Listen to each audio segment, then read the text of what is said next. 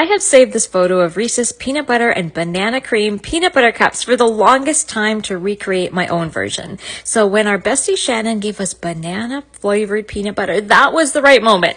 I used Todd Wilbur's copycat recipe for Reese's peanut butter cups, which is a fantastic recipe. All it is peanut butter, icing sugar, and salt. I put chocolate on the bottom, chocolate on the top. Honestly, these turned out beautifully. Like, I am such a banana person. Peanut butter, chocolate, and banana, they are best friends. Love this, a million out of 10.